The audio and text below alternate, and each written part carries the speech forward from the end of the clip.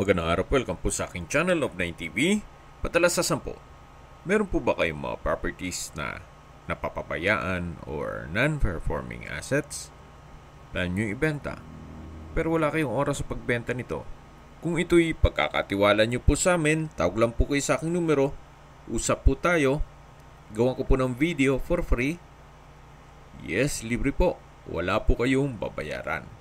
Tutulungan pa namin kayong mabenta ang inyong property. Kami na po bala sa marketing, sa boosting or paid ads. Even sa tripping, hindi na po kayo mapapagod sa pag-entertain ng mga buyers. Kami na po bala sa lahat. Tawag lang po kayo. Nandito po tayo ngayon sa Sentosa, Calamba, Laguna.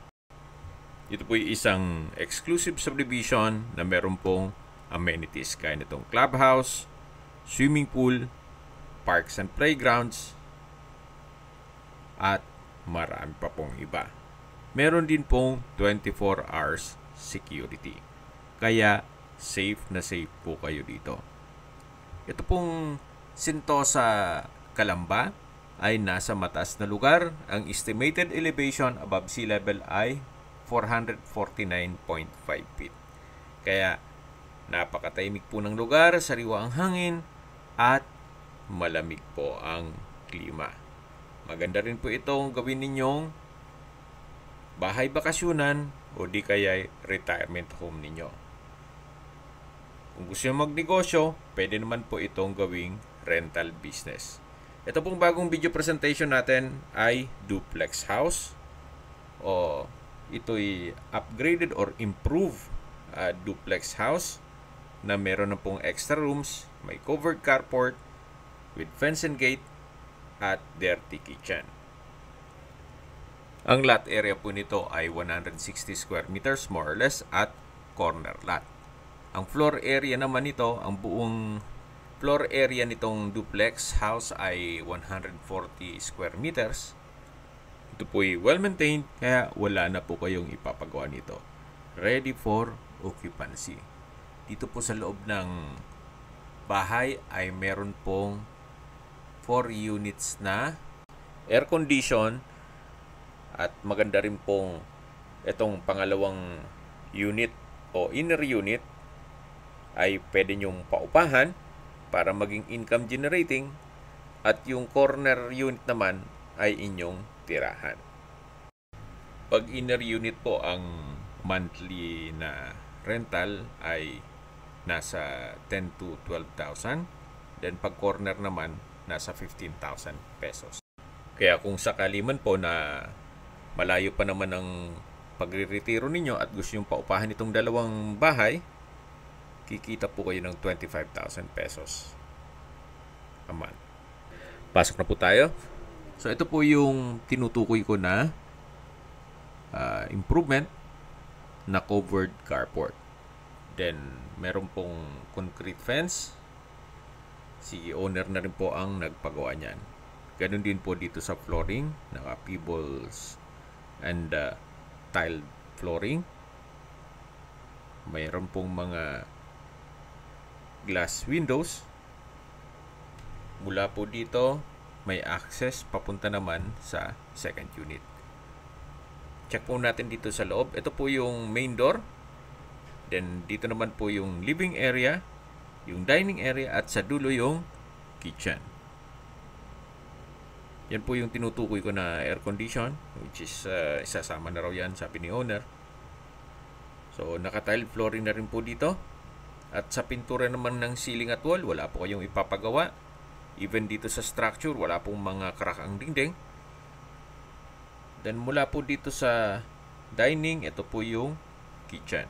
May kitchen countertop, stainless sink with faucet, at may kitchen cabinet. Sa taas po nito ay yung circuit breaker. At meron din pong kitchen window. Ito po yung common toilet and bath. Halos hindi naman po ito nagamit ni owner, gawa ng nasa Canada po siya. May overhead shower, bathroom window, water closet with bidet, at ito'y naka-tile bathroom wall. So ito po yung common toilet and bath. Balik ulit tayo dito sa my kitchen. At mula po dito, matatanaw yung main door at yung living area. So mula po dito sa may dining area, ito naman po yung dalawang kwarto. Check po natin itong first bedroom. Sa spasyo, sakto lang. Hindi naman siya ganun kaliit at hindi naman ganun kalaki. Meron pong customized glass window. May window type aircon. High ceiling naman po siya. At naka-tiled flooring. So ito po yung first bedroom. Labas po tayo. At lipat po tayo dito sa pangalawang kwarto o second bedroom na kung saan halos same size lang po nung first bedroom. High ceiling din po siya at maayos naman ang pintura. Pati structure nito. Meron din pong glass window sa likod ko. Ang kagandahan po dito sa disenyo nitong bahay ay kung meron po kayong senior citizen o PWD sa pamilya, marami po silang kwartong pwedeng pagpilian. Ito pong dalawang kwarto dito sa loob at pwede rin po yung kwarto dun sa extension ng bahay. Ito po yung access door na papunta naman sa common toilet and bath at dirty kitchen. Ito po yung tinutukoy ko na improvements pa na pinagawa ni owner. At ito po yung kwarto. So halos same size lang din po nung first and second bedroom. Meron pong glass window at window type aircon. Then naka-tiled flooring na rin po ito. Ito po yung access gate na papunta sa garahe. Na kung saan dyan po tayo galing kanina. At yan po yung main gate. So medyo malaki din daw po ang nagastos ni owner dito sa improvement nitong bahay. Okay, balik po ulit tayo dito sa loob. Yan po yung dirty kitchen. Ito po yung common toilet and bath na kung saan maayos din ang toilet fixtures. At ito'y naka-tile bathroom wall. At meron pong bathroom window. Actually, kung gagawin talagang rental business, ito pong nakabukod na extension ng bahay, pwede pong paupahan. Gawa ng meron din pong isang banyo dito. So, ito po yung service area.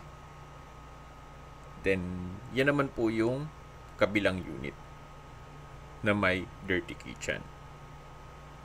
Mamaya po ikutan natin yan.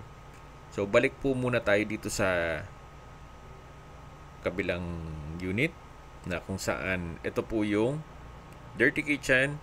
Yan po yung common toilet and bath. Ito yung formal kitchen. At dito po yung dining at living area. Then, dito naman po yung main door na may aluminum screen door. Yan po yung pedestrian gate.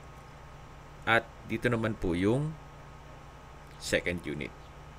So, para hindi kayo malito at atras muna tayo. So, ulitin ko po, duplex house po ito.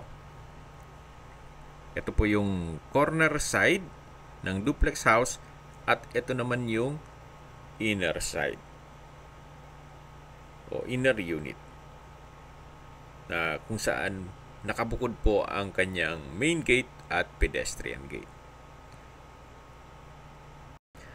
Okay, pasok po tayo. So mula po dito sa inner unit, matatanaw naman natin yung corner side. Meron po itong glass window. At itong garahe, siguro po ang kakasya dito ay compact car. Pero meron namang common car park dito sa harapan kung sakaling malaki ang sasakyan ninyo. Actually, pwede po itong extend pa ang bahay dito na pwedeng gawa ng another room. Ito naman po yung main door na may aluminum screen door at naka-solid wood door. So, dito naman po ay yung living area. Ang kagandahan po pag maraming glass windows ay nakakapaaliwalas ng bahay kahit po maliit po siya. Mula po sa living area, sa dining area hanggang kitchen ay open concept lang po ito.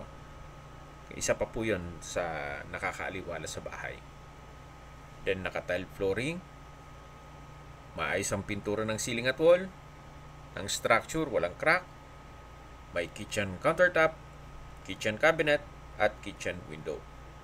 Sa taas lang po nito yung circuit breaker. Then may mga outlet lang po sa gilid nito. At dito naman po yung common toilet and bath na kung saan maayos din ang toilet fixtures. May water closet with bidet, shower, hand wash basin, at bathroom window. Meron din pong tile bathroom wall.